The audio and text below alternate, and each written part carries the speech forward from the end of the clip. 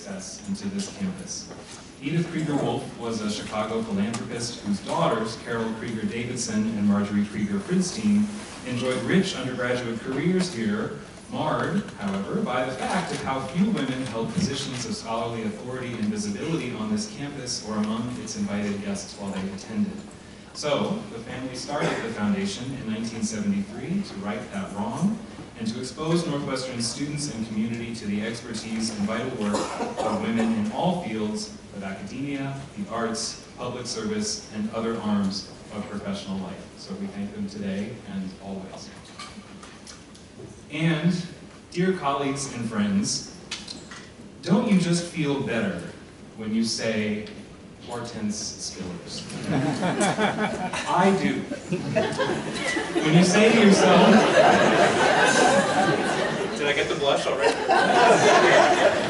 When you say to yourself the words interstices, or conjuring, or grammar book, or black feminism, how many seconds does it even take for you to hear in your mind's voice Hortense Spillers? And forget vestibular, a word she surely owns the way Nina Simone owns goddamn. Isn't it slightly surprising that we feel better, since Professor Spillers has for decades been among the leading opticians and authorities on our national and diasporic legacies of dominance, divestiture, and disconsolation? Aren't we fortunate that she could organize and narrate that history in ways that help us think about it, theorize it, center it, not instead of, but alongside our senses of being stuck inside paralyzed, inchoate feelings? Aren't we lucky that Dr. Spillers has role modeled the ability to confront this blistering archive without limiting African American history and letters, or feminist practice and thought, to their unavoidable almanacs of barely touchable, barely articulable pain? That she has also been, at the same time and through the same sentences, an emblem, ambassador, and peerless orator of Black and feminist inventiveness, resilience, world-making, concept production, counter-narrative, and ebullience.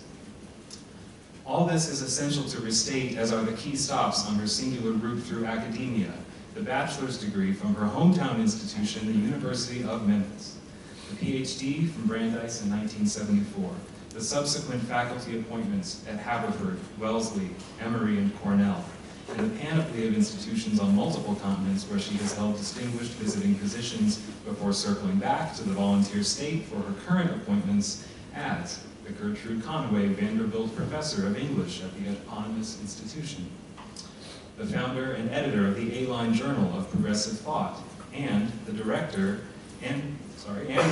of Issues in Critical Investigation, an enterprise devoted to multidisciplinary scholarship in African diasporic studies. But these are facts you could look up yourself, and probably have if you didn't already know them.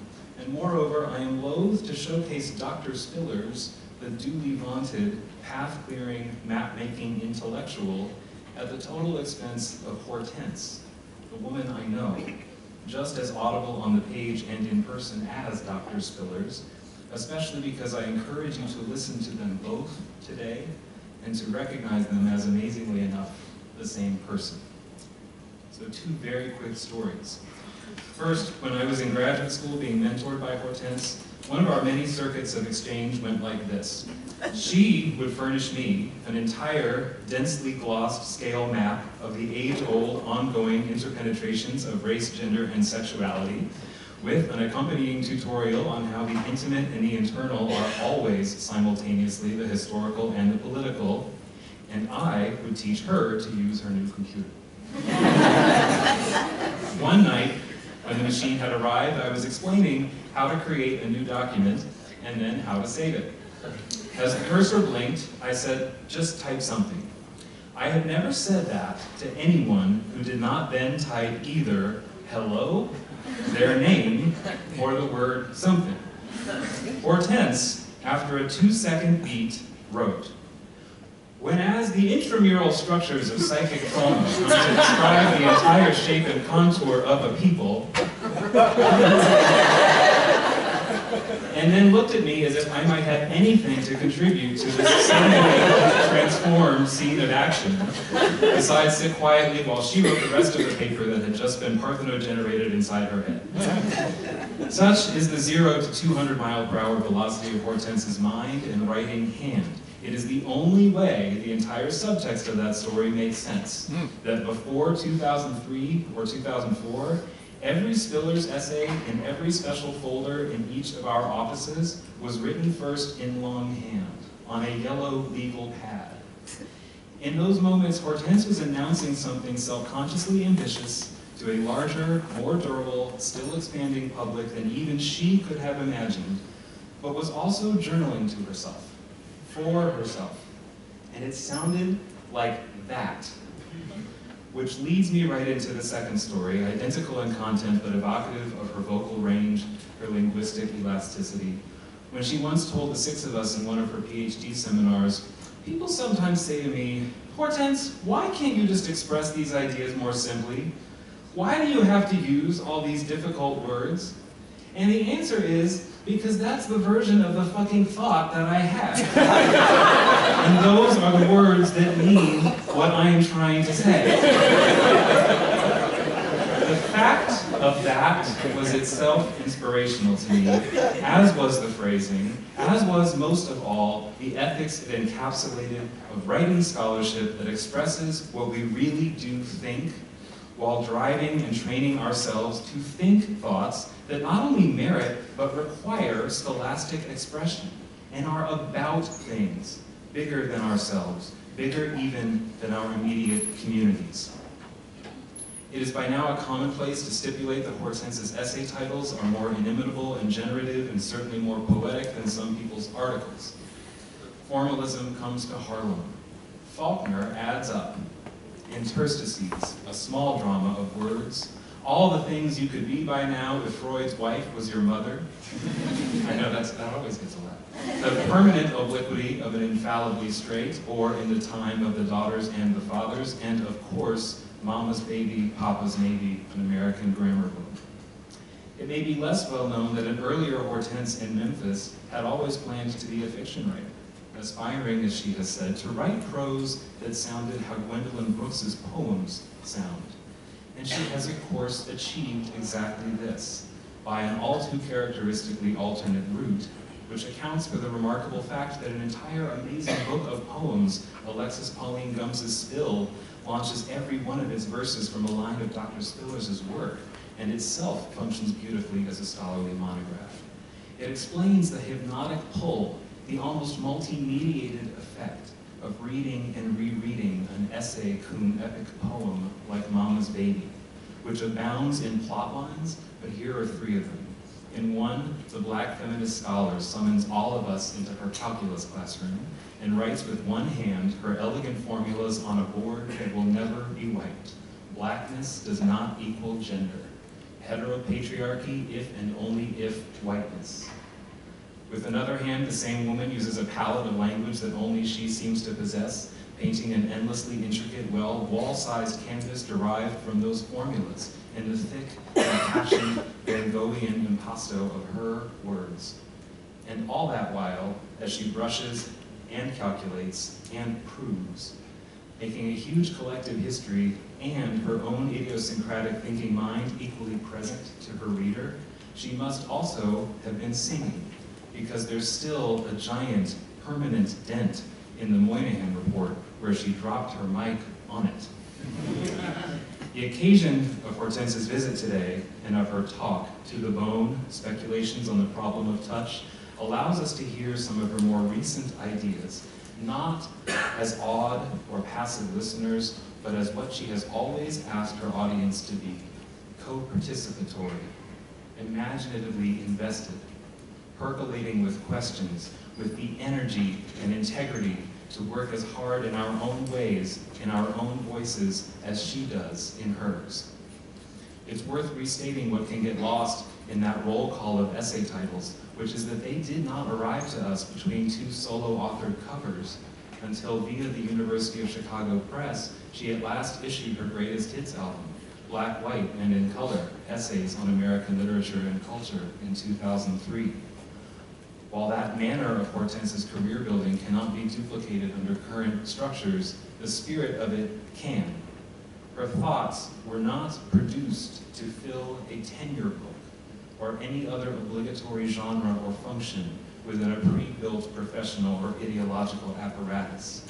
Each one, as I'm sure will be true today, marks an occasion on which she had something to say, in those precise fucking words, and she made sure she said it.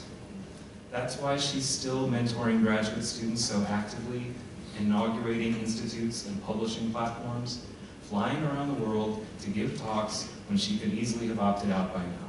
And that's why we're so lucky that she made time and room for us today.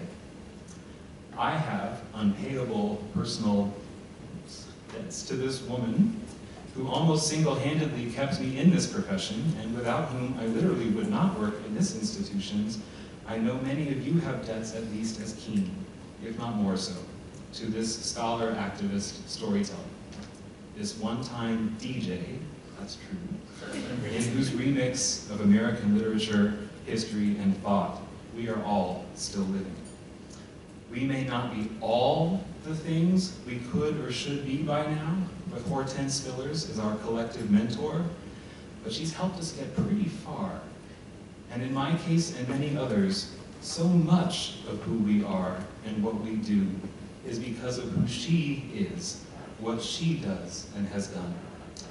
So thank you for touching all of us, Hortense, in the senses that you have moved us and also that you have made contact with us, giving your thoughts kinesthetic form and force for so many years. My colleagues, Hortense Spillers.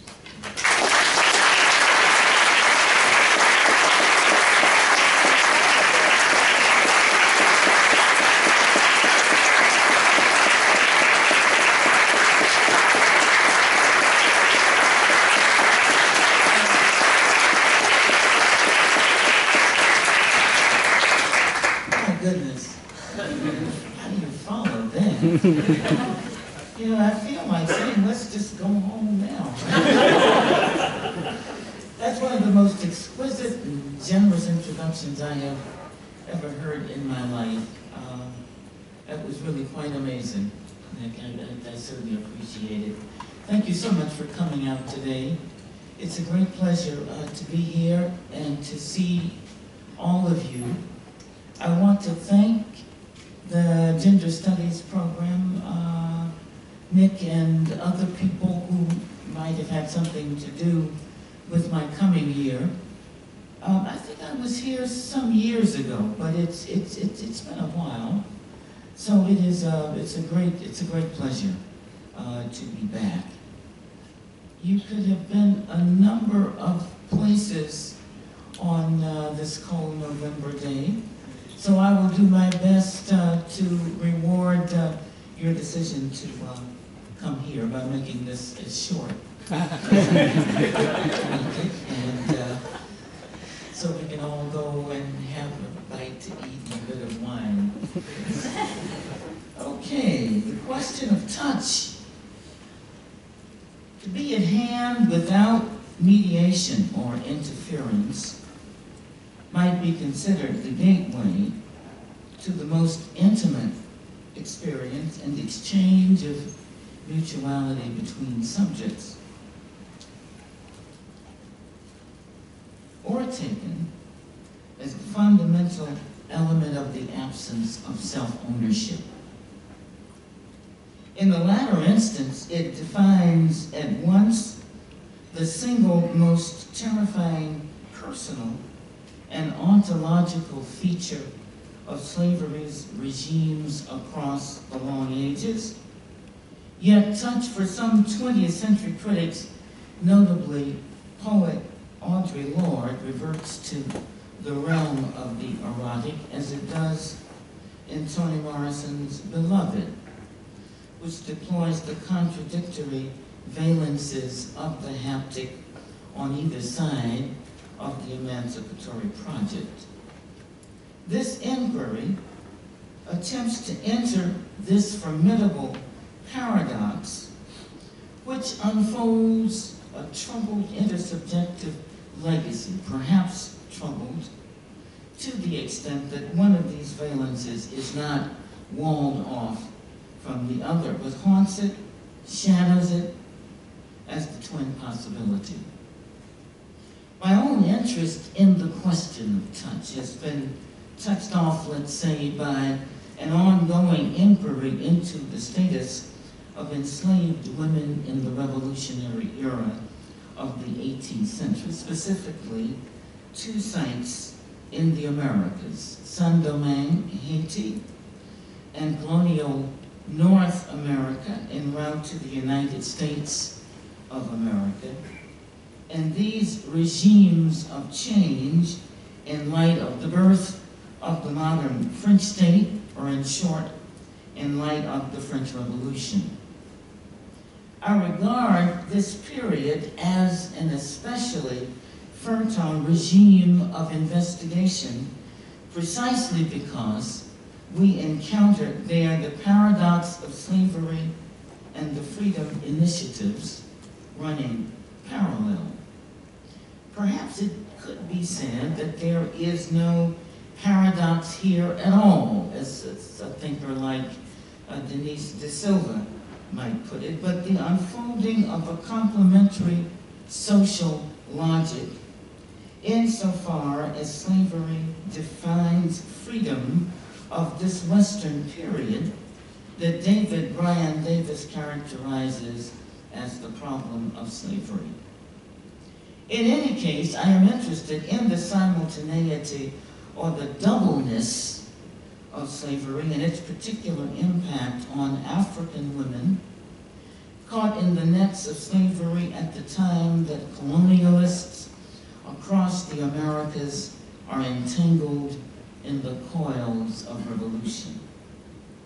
The story of the Hemmingses of Monticello, for example, crosses its wires with one of the founding revolutionaries of the American Republic, Thomas Jefferson, who becomes the third president of the new nation and the author of its founding document that holds certain truths to be self-evident, that all men are created equal. The problem of the era is the extent, of course, to which this revolutionist creed breaks down under slavery's onus. If Jefferson's liaison with Sally Hemings, who was about, I want you to think about this, who was about 3 decades younger than Jefferson. I always have to stop at that. Quite a bit younger than Jefferson, and the half-sister of Jefferson's dead wife stands out as one of the most prominent instances of what we would call the shadow family. Then we might rest somewhat assured that there is a great deal more where this came from. In other words, the shadow families that run alongside the official families of slavery's eras tell us what was unfolding beneath the mythos that passes down to us as the revolutionary legacy of the 18th century. Annette Gordon researches on the Jeffersons and the Hemmingses of Monticello take us far along the path to understanding what relations between shadow and official families, or shadow and master families, might have looked like. But I tend to think that this liaison did not define the norm, which acquires its characteristic features here because Jefferson was a president of the United States. What I am suggesting is that sexual congress between enslaved African women and slave-holding men, so striking and unfolding that Douglass referred to the issue of these relationships in his 1845 narrative as the instauration of the new people. This sexual joining is so common across slavery's terrain that it might well say more about the institution of slavery as a social, historical, and political synthesis and its economic and demographic delimitations. We wish to broaden the lens across the whole terrain of intimacy under conditions of enslavement and inquire whether or not we would be justified in calling such relations intimacy at all. In a situation where flesh becomes a medium of exchange, it is hard to imagine what intimacy is, and I mean that it is also difficult to determine what intimacy is for master families under conditions of enslavement, or what the career of touch would be under conditions defined by violent coercion. What an investigator is looking for in this case tends to evade the archive and to disappear into the world of the everyday. If the shadow families of the master class were defined primarily by their economic relations to the master, then how did this intrusion of money matters transform structures of feeling between husbands and wives of the master families and sibling relations within the official and master families? In other words, we do not expect master families to carry on as usual when the conditions of slavery prevail. In other words, it seems to me that slavery changes the game for everybody, that it is not just for the enslaved, but for the slaveholders as well.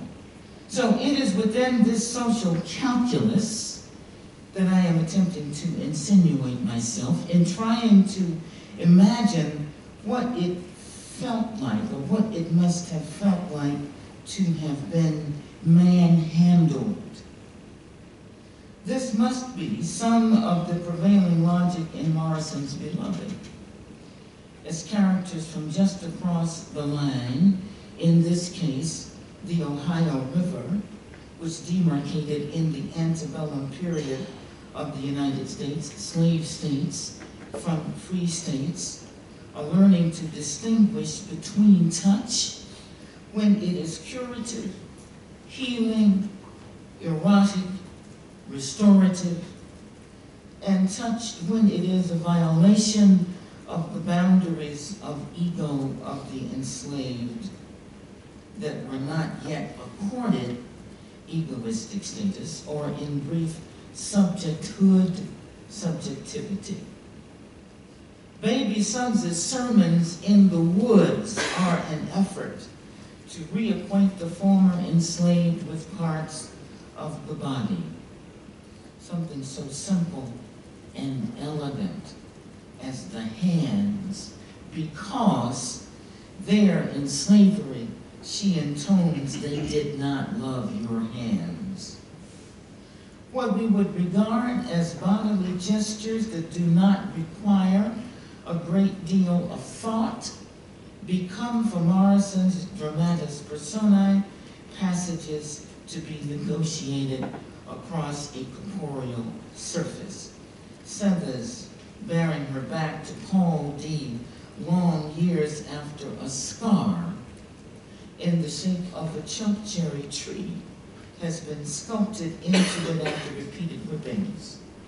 A curative touch might restore feelings to damaged nerve endings, but it is going to take a while.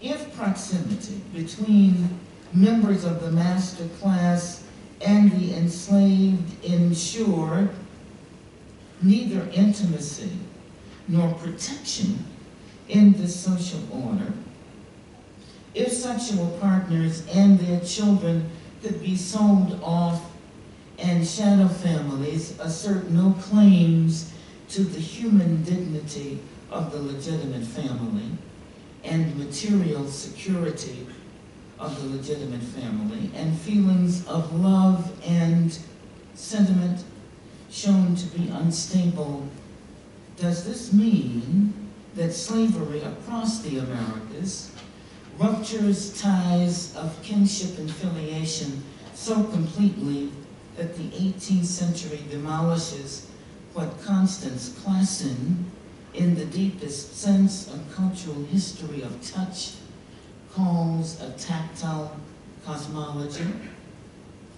When, in an earlier piece of writing, I pursued a distinction between body and flesh, I was attempting to isolate features of citizen belonging from alien bodies and entities. I would associate bodiedness with juridical personality, or historical actors who have access to what constitutional law calls due process. Under its impress, other rights bearing follows in its wake.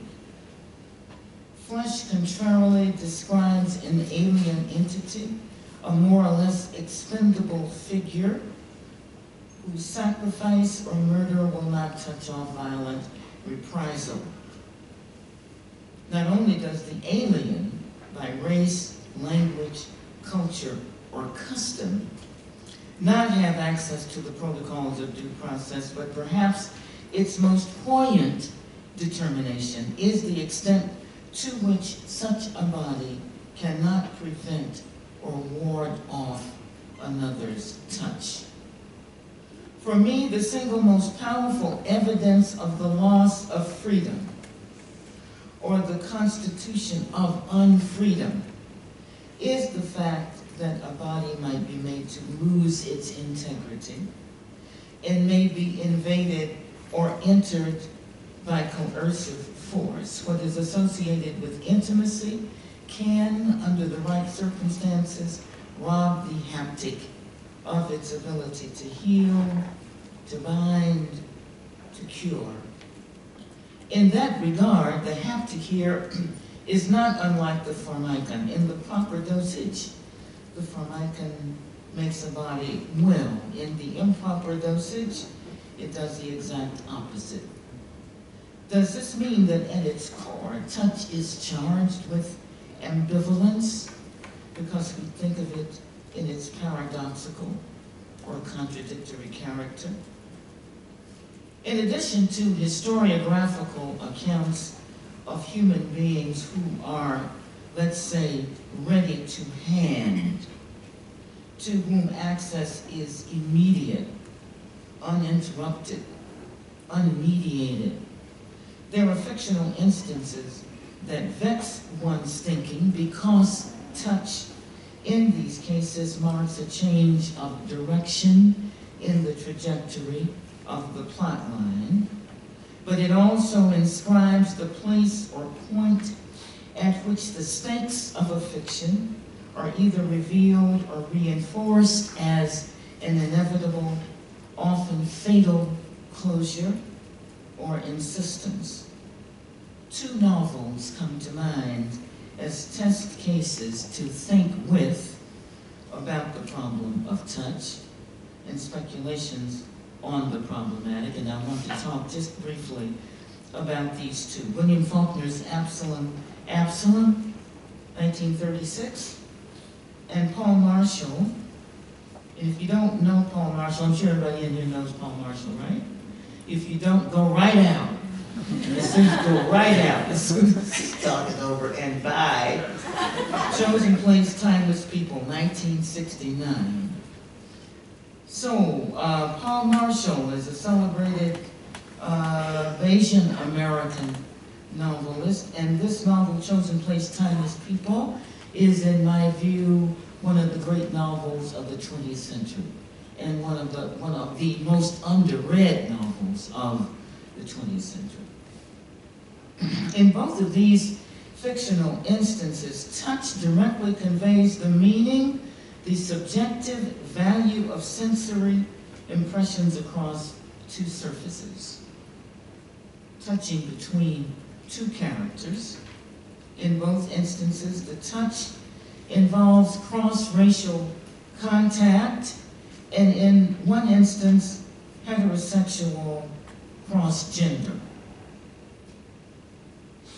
In Faulkner's quite remarkable reading of the U.S. Republic's great dual original sins, the sins that accrue to the private ownership of things, and relatedly, the sins that attach to lines of filiation and affiliation, ruptured by the ideology of race.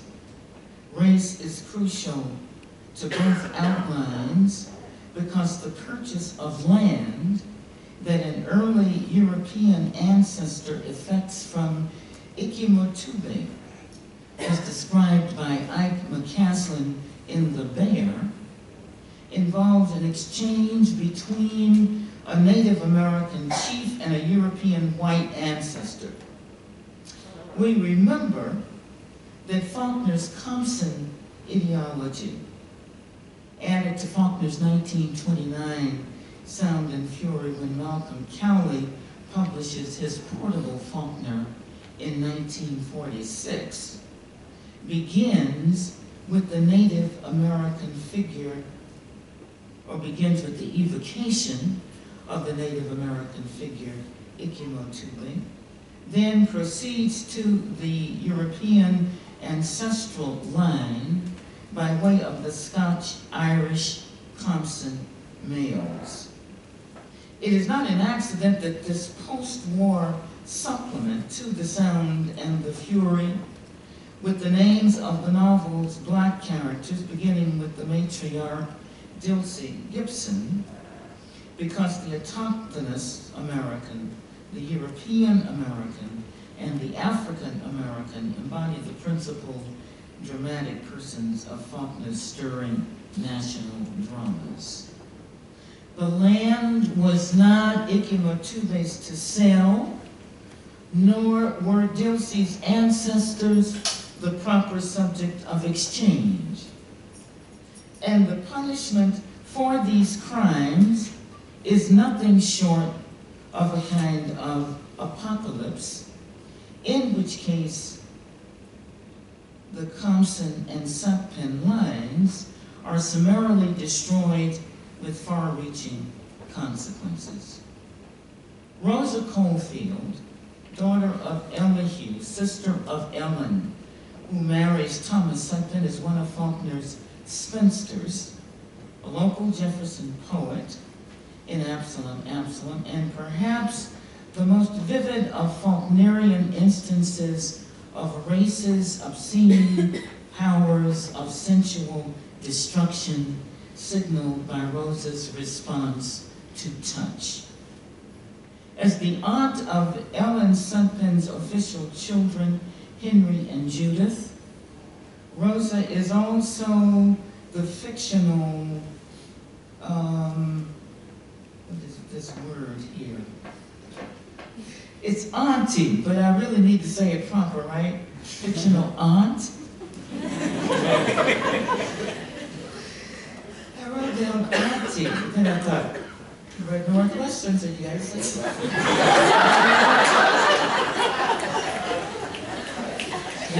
They don't have no auntie. Say that word. Fictional aunt. Okay. Fictional aunt by marriage to Thomas Sutpen's shadow child, Clytemnestra, called Clytie. And perhaps also to Thomas Sutpen's shadow son, Charles Bon, or Charles Bon, as it becomes bond. And bond is the thing that the law puts on you when it catches up with you, according to one of Faulkner's characters. So when trying to solve the mystery of who the unseen presence is at the old Sutpen's 100, Rosa is impeded on the staircase by Clytie, who warns her not to go further, as though there is genuine danger in the passage itself. We are told about the encounter by Rosa in the 5th chapter of Absalom, but to know that only complicates matters, because For those of you who have read Absalom, Absalom, and for those of you who have yet to read it, and I would recommend reading it, everything happens in this novel at once. As Faulkner was trying to get down what he called the world between a cap and a period, right? Or perhaps we could say with a great deal of justification that a sizable portion of the novel, or the reason for which we read it, that a sizable portion of the novel does not happen at all, except as it is recast, recycled, and actually fashioned and refashioned in the smithy of the mind of 4 narrative workshops or channels or characters. Rosa, Mr. Compson, Quentin's, and Shreve's. So crucial elements of this complicated tale, this network of tales, are reiterated as in Rosa's encounter with Clyde on the stairs.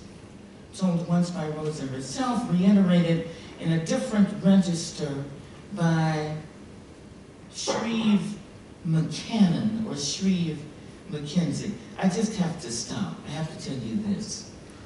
I'm on a short-term fellowship at the Peter Wall Institute of Advanced Study at University of British Columbia, Vancouver. And it has always knocked me out that one of Faulkner's characters is from Edmonton, Alberta, which is next door to British Columbia. So that Shreve, who becomes the roommate of a freshman at Ole Miss, is really a Canadian. And in that way, Faulkner, I think, ties up or entangles all of the Americas in Absalom, Absalom. It is in that way, not just a novel about the United States and the making of the United States, and particularly the United States during the era of Jackson, but it is an accounting from Faulkner's point of view of all of the Americas by way of those characters that stretch from Canada right down through lower North America into the Caribbean, because there are scenes there that really implicate Haiti. All right, so the Canadian roommate of Quentin Compson is one of the makers of the stories that we get in that novel. So in Rosa's telling, a crucial discursive operation precedes her outburst, which is both quite astonishing in its obliviousness and vehemence, but according to the order of things that the novel implicitly critiques, it perfectly fits this character who has never once been outside the state of Mississippi, thinks that the Francophone African enslaved who have built Sutpens 100 are speaking gibberish, and hidden like a serpent in a bank of flowers, Rosa's unmitigated virginity that dissembles and deludes every gesture from that summer of her 14th year forward.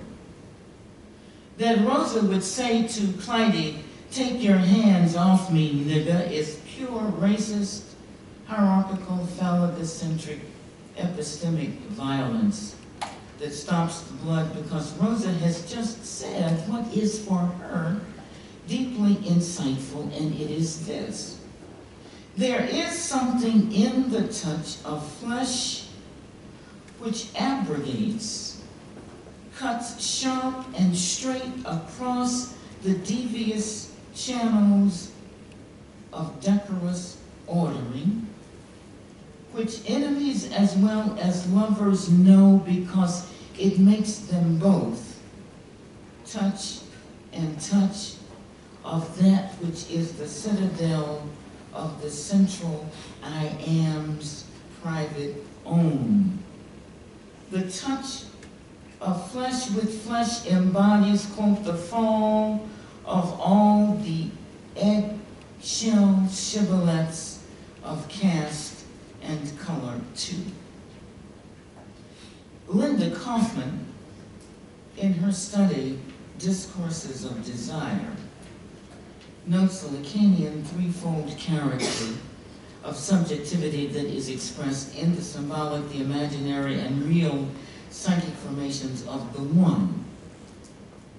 If desire, as Lacan claims, falls in the gap between the demands that a subject makes in his/her speech and the needs of the body that precede language, and according to Julia Kristeva, constitute the infant in the maternal chora that precedes his or her entry into the symbolic.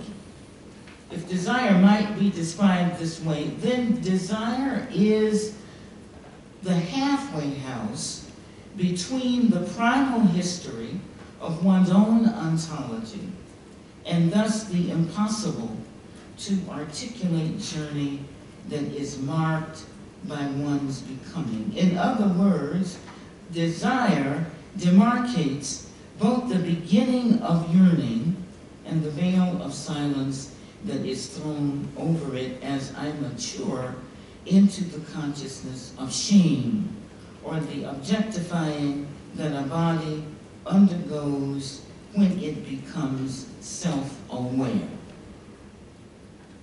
In any case, touch, coordinated with the other senses, inscribes the child's orientation, or the opening chapter of the child's orientation into its first humanity. The critic, interestingly, poses an opposition here between what she calls the aesthetic attractions of language, its intricacy and decorum, its devious, evasive, abstract elements that uphold the divisions of color and caste, versus touch of flesh on flesh. The gesture here does not induce unity, reconciliation, union, but it tells a great deal about what we are going to learn concerning repressive sexuality in this novel and its elaborate, subtle articulations through all the missed registers of love that this novel records one way or another. And there are several of them. Judith, who might possibly be in love with her half-brother. Henry, who fantasizes through the entire copulative register. Insofar as, at least in Mr. Compson's narrative, he falls in love with Charles Boon as well as his sister, as he imagines substitutive formations wherein he gets the opportunity to make love to both of them. To all the characters, right across the gender repertoire. Stunningly. And then Rosa Colefield's confessions that as a very young woman meeting Boon for the first time, she was, quote, all polymath love's androgynous advocate. I had a t-shirt once that said that. I love that t-shirt. And I don't know what happened to it. I don't know if somebody else saw it and thought, oh, you know, that's pretty cool. I think I want that. But I have always missed that t-shirt. And I am looking for that t-shirt. All polymath loves androgynous advocate. I think that's just a great line. And then it comes from Rosa Colefield, of all people. So, if such a self-designation is not a candidate for sexual precocity and the quite stunning range of sexual orientation, which seems to me to open up all the erotic positionalities, then I don't think we will ever find such a candidate. So what does Rosa understand herself to have meant as far as a reader of her discourse might gauge.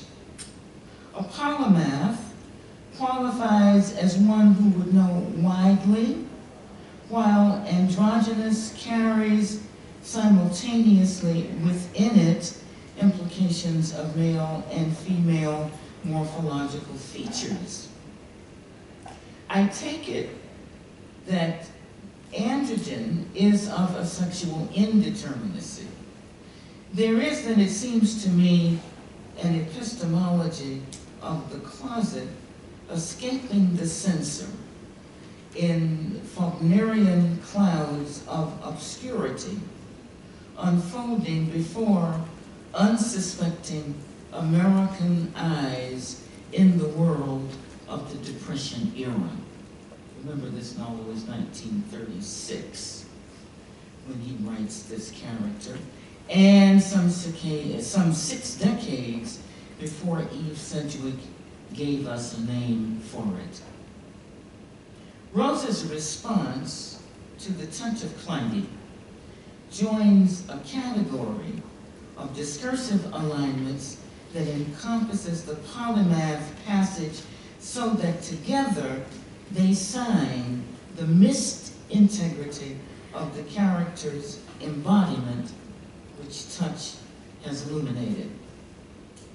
Claasson's tactile cosmology must mean that touch not only teaches me that I have a body, because the latter registers and reports my feelings as a kind of balance sheet between the world and me. In other words, the relay of messages between the surface of my skin and the world situates my psychology along a choice of moods and moves, from pain to pleasure and the interstitial modalities between. If we call it an economy, we would not be wrong, I think, insofar as the feelings manage the touches that report my state of being. Because the touch penetrates, or seems to, the bodily pores and is most proximate to an outside or exterior, it may be analogous to Freud's analytic view of the mental theater, whose topography yields the ego, the id, and the superego, as Freud describes it in his autobiographical study. There, the ego is the most superficial portion of the id and the mental agency that has been most modified by the influence of the external world. The body, so modified by contact with the external world, inscribes the ground of mediation between myself and its others precisely because it is touched. I want to double back on this example, and we'll try to do so before time runs out, but I want to say just a little something about the circumstances of Paul Marshall's Chosen Place, Timeless People. Are there people here who've read that novel? Yeah, okay then, great. So, just a few things about this. It is set on a fictitious island in the Caribbean, which place could either be an evocation of the author's home, natal community in Barbados, or a composite drawing with features from several chosen places.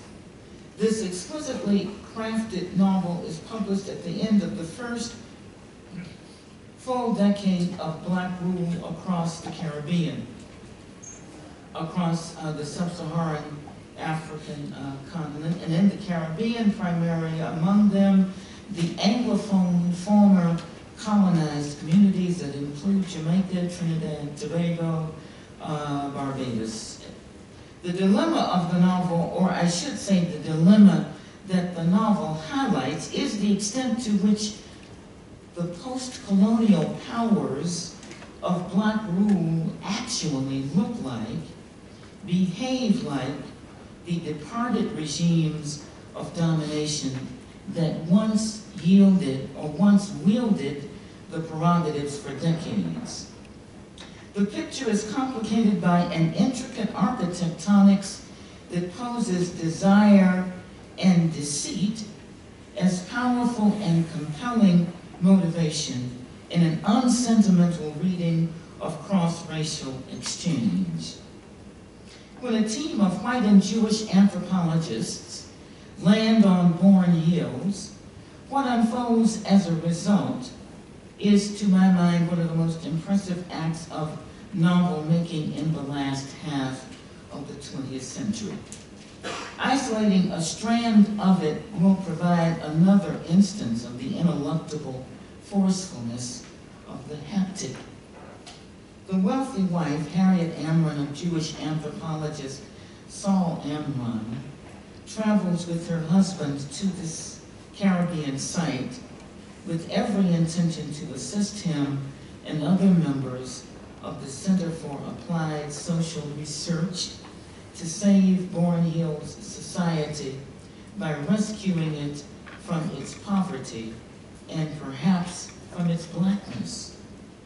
But Marshall, in her remarkable novelistic talent, undermines Harriet Amron's profound self-deception by blowing up this neoliberal innocence and exposing it to the emptiness at its core.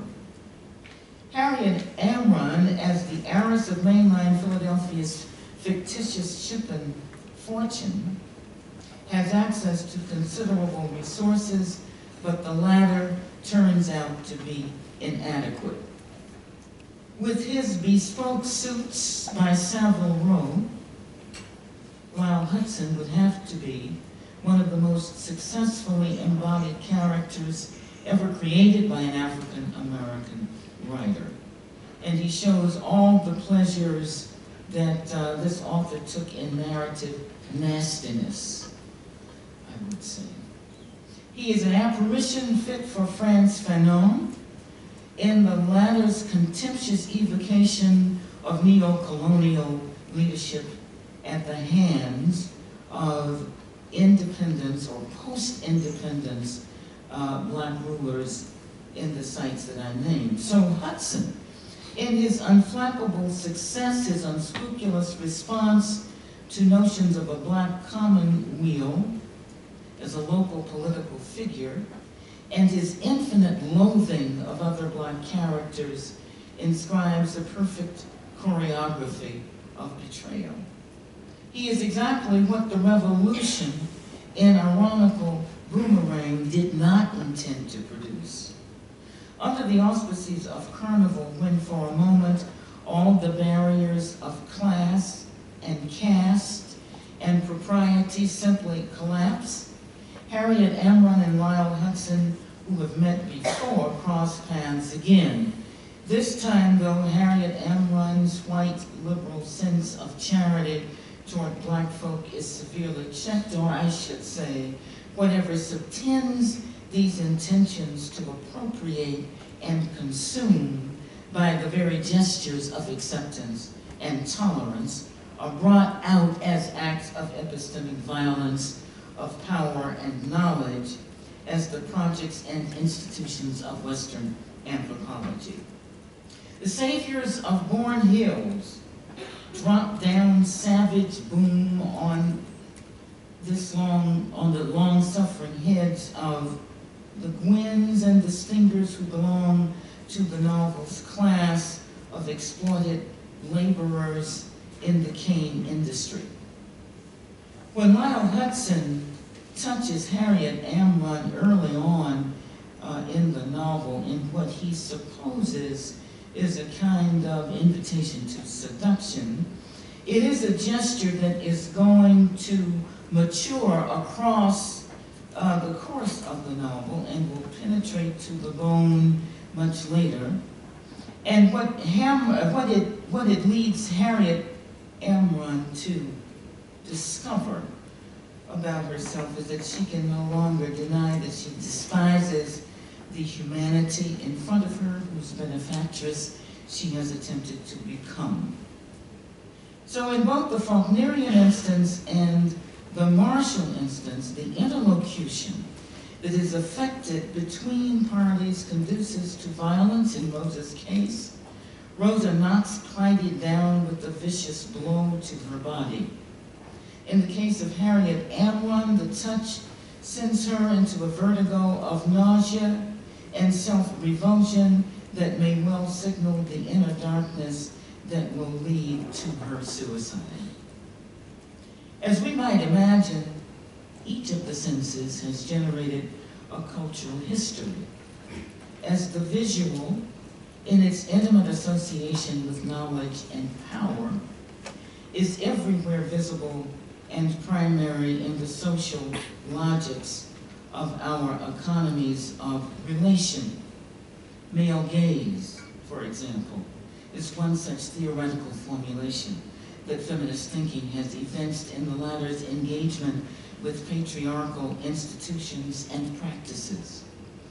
Double consciousness, in its figurative orchestration, imagines what a self looks like, or how it regards itself as if the conceptualization reenacted the play of mirrors. The panopticon and the disciplinary regimes, surveillance and strategies of containment, the mental theater, and its theoretical scaffolding configured in telescopic terms, and on it goes. Today we think about the Hubble telescope and its look into other worlds. So if the 20th century was, among other things, the century of speed, it was also, or might also be demarcated, the century of the proliferation, indeed the sovereignty of the visual apparatus. Perhaps the day of the other senses has yet to come, as the haptic has landed on our doorstep in new threads, in new clothes. And in closing, I just want to mention one bit of haptic technology that is currently with us. And it is sort of in the vanguard of a variety of technologies based on the sense of touch or the perception of the tactile as it is emerging in the new century. Surgery at a distance. How would you like that? It makes it possible for a surgeon to operate by what is called telepresence and robotic devices. Telepresential surgery? Am I making that up? Which could be in the making, in the training of doctors as they experiment with the possibility of operations performed on simulated ligaments, for instance, in preparation for the real thing. Not unlike pilots in training working on or with flight simulators before they are unleashed, it is said, on real passengers. In the case of surgical simulation, the doctor in training will be able to practice their first incisions without actually cutting anyone. Do we look forward to that? Okay. So these are all examples of what might lie ahead in our haptic future. And all of what I've been attempting to describe under the auspices of haptic technology really does seem a long way away from a tactile cosmology in the world outside the laboratory. Our experimental ground as humanistic actors and historical agents unfolds in the semiologies of symbolic and imaginative projects, both real and fictitious, conceptual and material, theoretical and practical. This is what we know now. The broken lines of touch in the respective careers of Rosa Coldfield and Harriet Amron intimate that bodies and souls are intricately linked, though we cannot definitively say now how and why. Their severance has been their and our own complete undoing, as both the closure of Faulkner's and Marshall's works would attest, and the current juncture of Western time where we live our lives. So I end this on a question. There is in law, especially in injury law and civil law, the concept of making whole. And our sole response to making whole so far is a dollar amount. But I think what we are talking about is not defined in a dollar amount. So what does it mean? I think it has something to do with the restoration of the force and power of touch in a circumstance of definitive alienation. It seems to me that's really what we're looking for now. Thank you.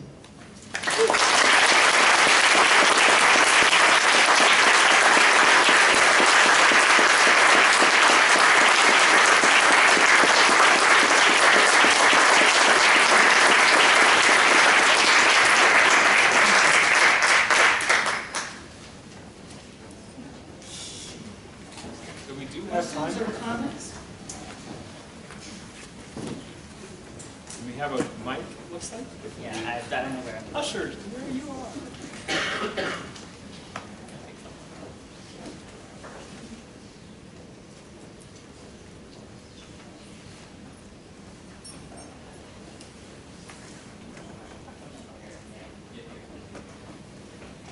Hi, Hello. my name is Luis. Hello.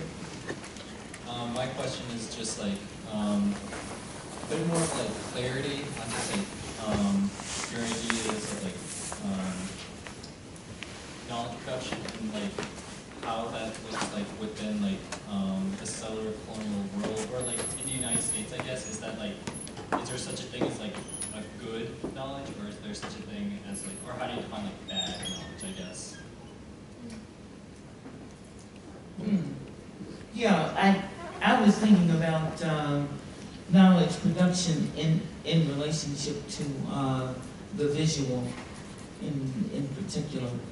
One of the things that that I didn't say in the lead up to this essay about touch is that I've always been struck by the contrast between the visual and the tactile, right? That the distance between, say, those elements in the calculus of the male gaze, right? That the male desire is generated in a space that has an interface in it, right? I mean, the cinematic apparatus really interferes or throws down a roadblock between the one doing the gazing and the one gazed at.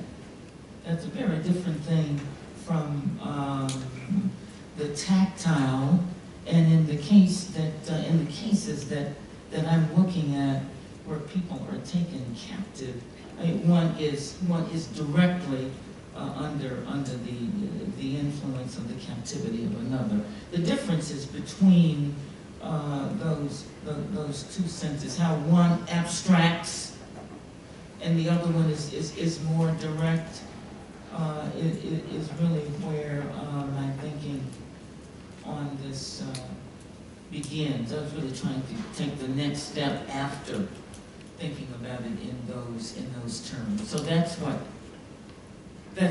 the context of the sense in which I was thinking about knowledge in this talk. Okay.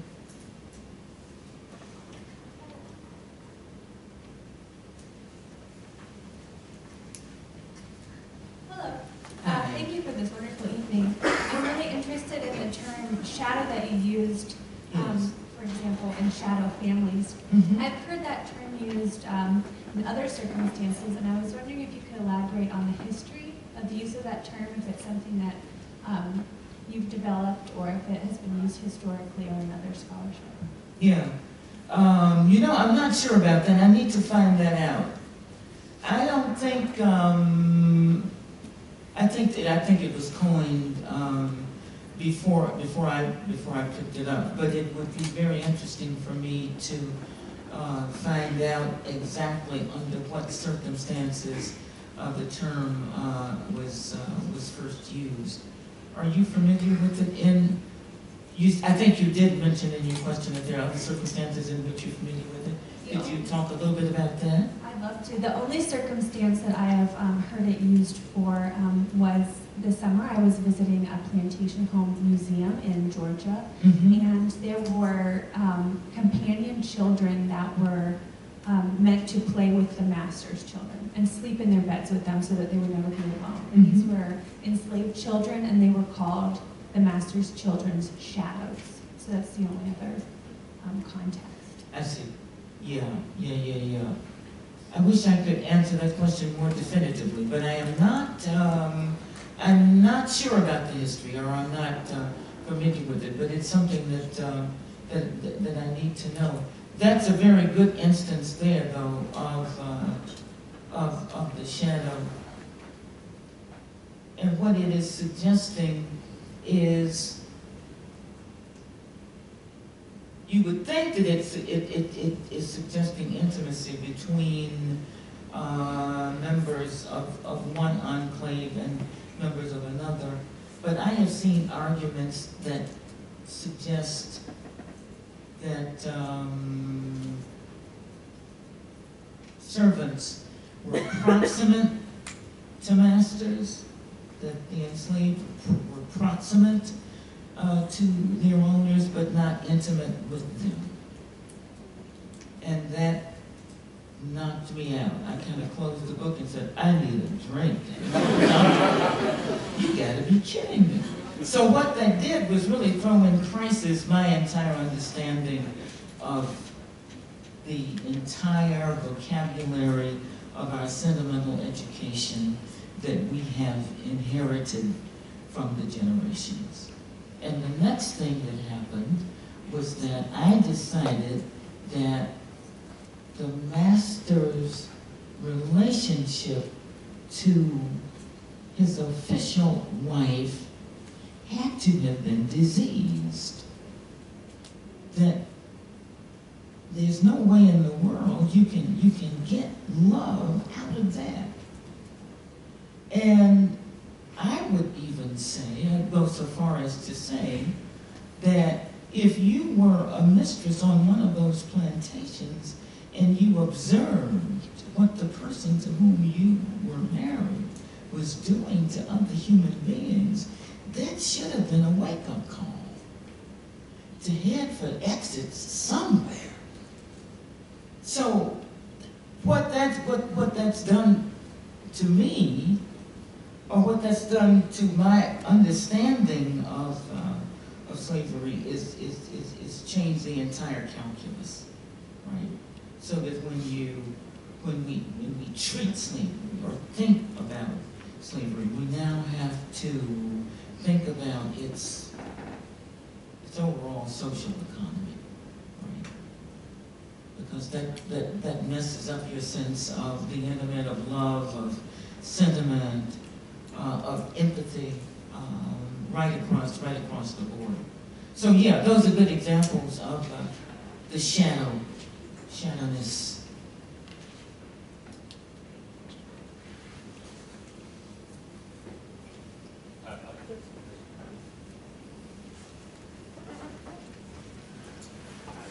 Yes, thank you so much for your talk.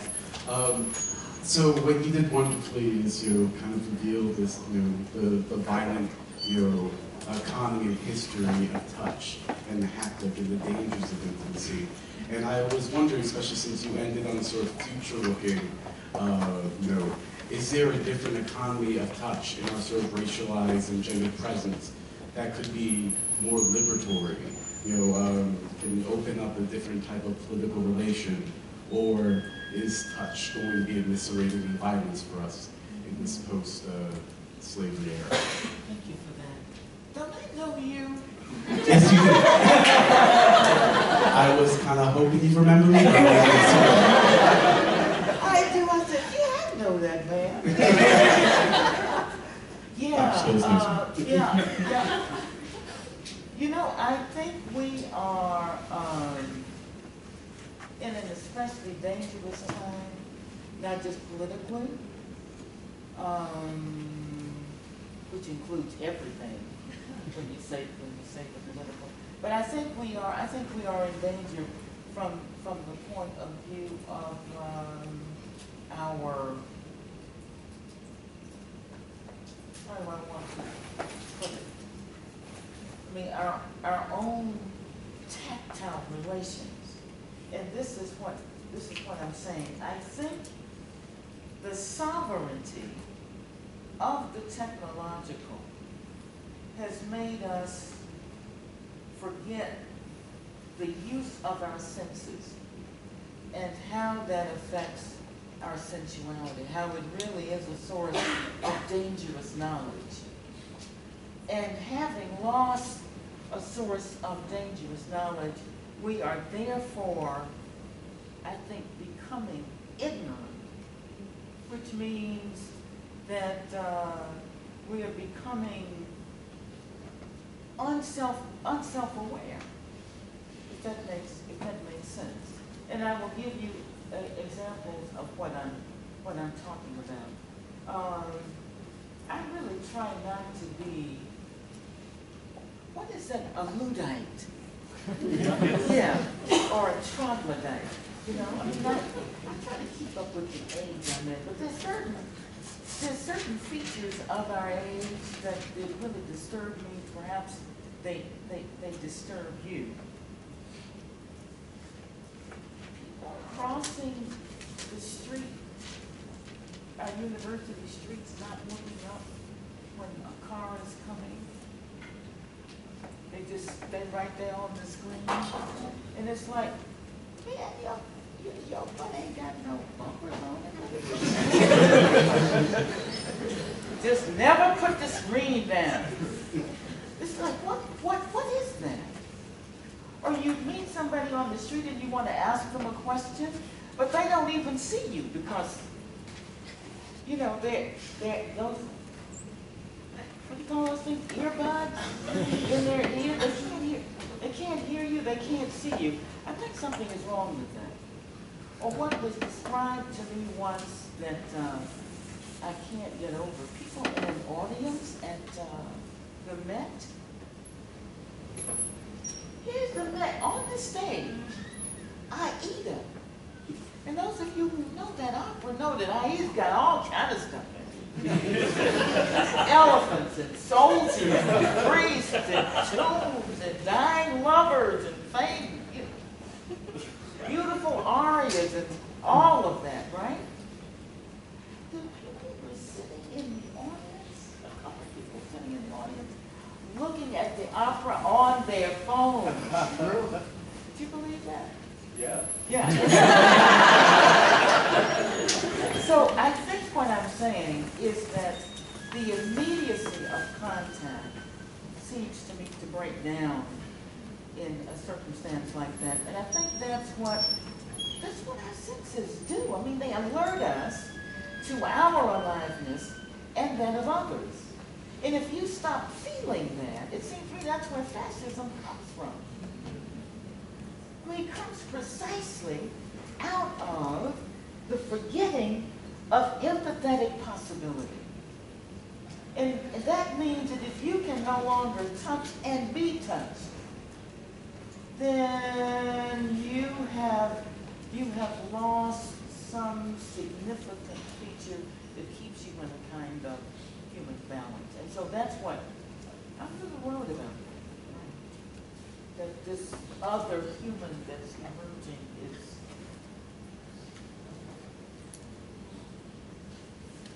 something I'm not sure about at all. But I think that's our danger today. Since you framed touch as dangerous knowledge, is part of that assertion about losing recourse to empathy, but are you also worried about losing recourse to danger? Is danger something we should be more in touch with, or if we have not attained how to identify or feel danger when it's happening? Is that part of your claim here? I think so, yeah. I mean, I think there is a condition in the amygdala. I'm sure there are people here who can explain that a lot better than I'm going to be able to explain it. And if something happens, if there's some disturbance in the amygdala, in your head, you lose a sense of pain, right? You simply don't feel pain anymore. And so I think there may be an analogy spiritually with the amygdala in our loss of a certain kind of feeling vocabulary, of tactile vocabulary. So that recognizing danger, feeling danger, and not being able to recognize it or feel it, and I think that might be why, is that why some people voted for Donald Trump?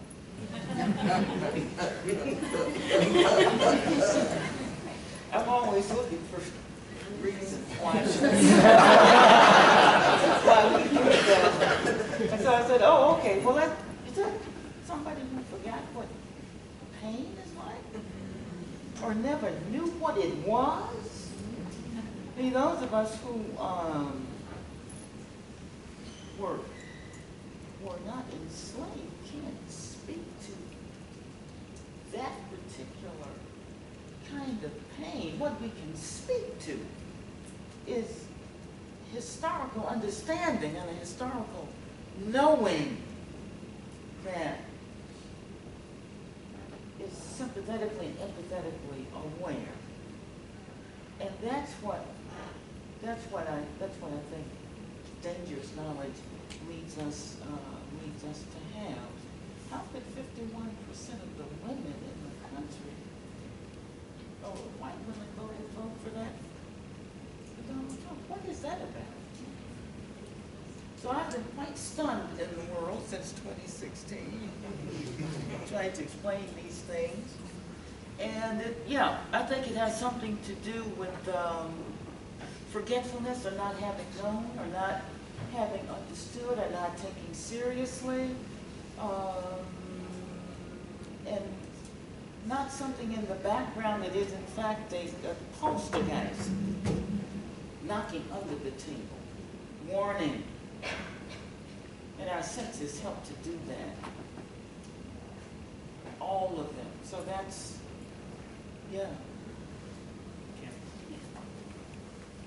Hi, Professor Spillers. Oh, excuse me. Sure. I'm here.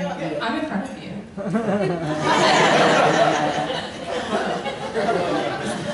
It's a divine voice. Thank you so much for your talk. I think I have two questions. The first is, with your essay or your talk today, where do you see utilizing the haptic or that kind of analytic, and what fields are you wanting to see where that analytic gets taken up? And I'm thinking of, I think we have terminology around touch and feelings, but maybe, like I'm thinking like in the field of psychology and psychotherapy, even in certain kind of venues of like gender studies that talks in queer color studies, we're talking about sex, which is definitely a haptic matter.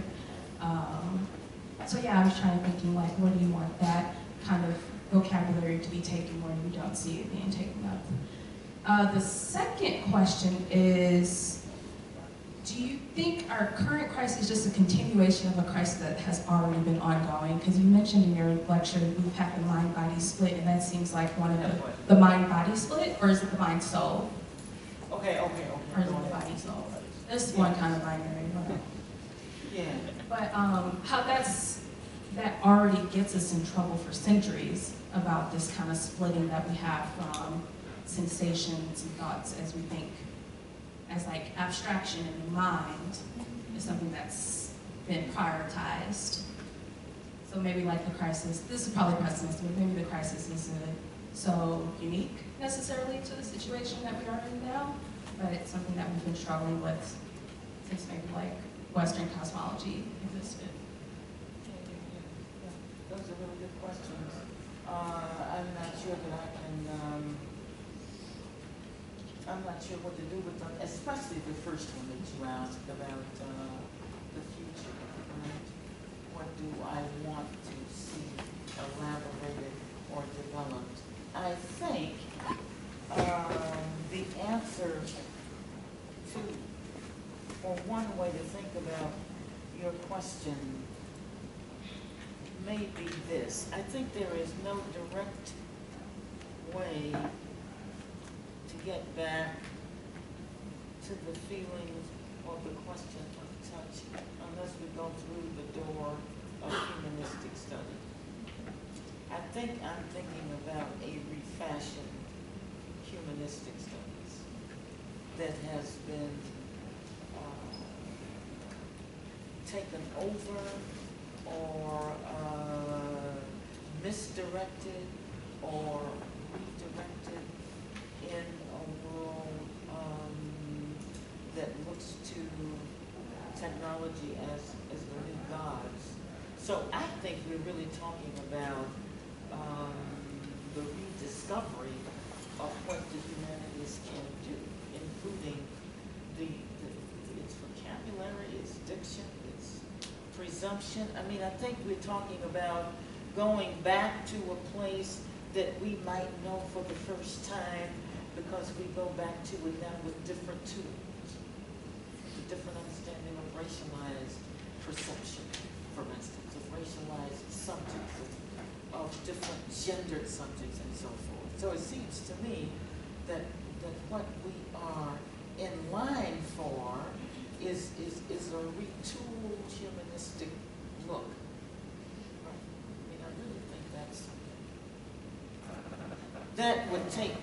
I think that would take care of the century, or would lead us to the century, to a different relationship with the century, that we took it in that direction. And the last question you asked about was the split. Yeah. Well, it's that split we've been trying to heal all these centuries, right? Yeah. I don't know. What do you think? What is it, same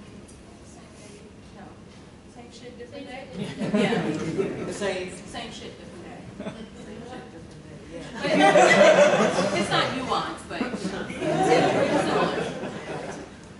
Yeah. Time for Yeah. Eddie? Yes.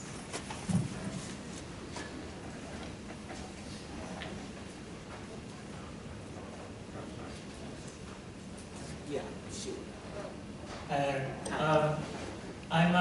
I'm hearing echoes in your kind of in the talk that you're having about technology and some of the limitations that it's putting on our ability to engage with our senses. With the discussion that you're having in terms of the questions of intimacy that arise during slavery, and what I'm thinking about are the ways in which intimacy was often used as a justification for some of the violences of slavery, the way in which a vocabulary of care was used in order to justify kind of some of the physical violences of slavery. And I guess my question to you is, and perhaps this is in my hearing of the echoes, is you call this love, this intimacy that exists in a time of slavery diseased, and I'm wondering what came before it. What is the non-diseased form of love untainted by slavery, but prior to slavery, if there is one, like what do we do with the idea that it could exist? That's a wonderful question, and I would probably readily admit that I don't think we know. We have a Hollywood version of romance. The stories that we get about intimacy during slavery, as far as I'm concerned, were all lies. It was a pack of lies, a tissue of I no more believe that a man could sell his children, or that the regime of slavery could exist at all, and one claim that it is out of concern for your humanity that I did this to you. I mean, that's all lying to me. So what I'm saying is that I'm not sure that this society ever learned how to care about any of its children, right? About any of its generations, right? And that we're in the process of learning that. But I think in the process of learning it, we're going to have to give up some myths, right? And that's one of, you know, that Jefferson was really in love with him.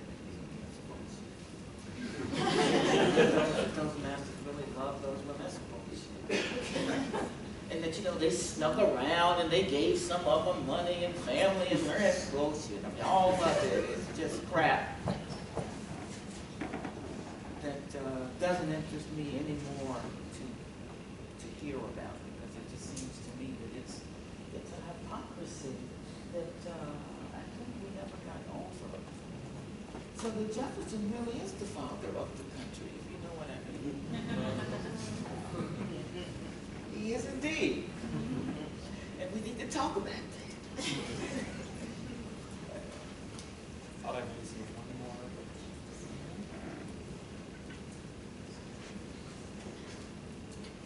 Right behind you.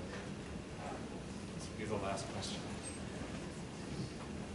Thank you, Dr. Spillers, for your presentation. I want to tie to something you just said about humanistic studies as perhaps an area of retrieval, and what you said about the role of current technology. And so the way I'm weaving these two things together to be suspicious of humanistic studies is when you introduce the notion of the shadow family, what I thought about, because I work in religious studies with an interest in theological studies, is speculations about modernity being a Christian theological production where whiteness and white folks are the imperial God-man and assume this identity of transcendence. And so thus the body, for example, the body flesh split, you speak about in your seminal essay. And I'm wondering if the humanistic studies are predicated on this theological split of transcendence and eminence that produces white folks as God, and God is unfeeling, for example, because God is elsewhere. Then how can humanistic studies help us if it's predicated on a split that is predicated on dominations of unfeeling? Yeah, good. That's good. I guess what I'm predicating the answer on is what I would call a post-humanistic humanities, right?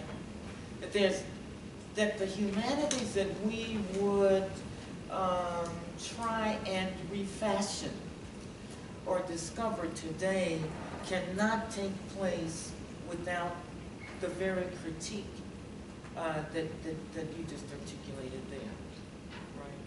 It would not be possible to undertake such a thing. I mean, in other words, the humanities that I'm talking about in this era would have to start from a whole different set of propositions and presumptions and questions. And it could certainly not start with the white God-man. It does not begin there.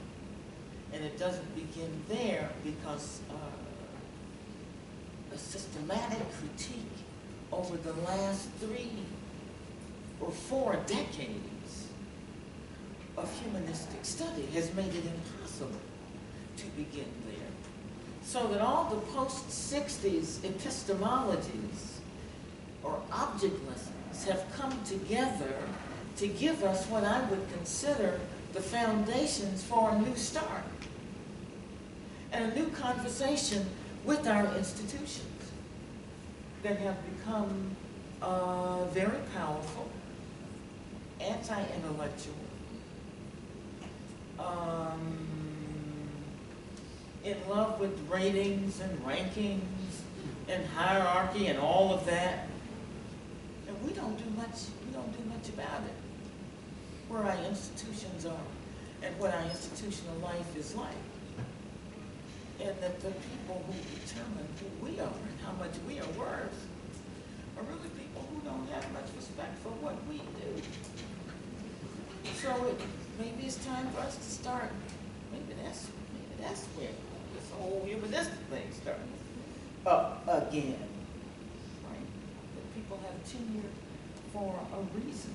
And maybe to be tenured is to be in a danger that we have avoided in our fatness and comfort here lately. So there are a number of things I think we can do on the ground that would be the gateway to a different understanding of human relations, of humanistic study. So yeah, I think it would have to start in a very different place.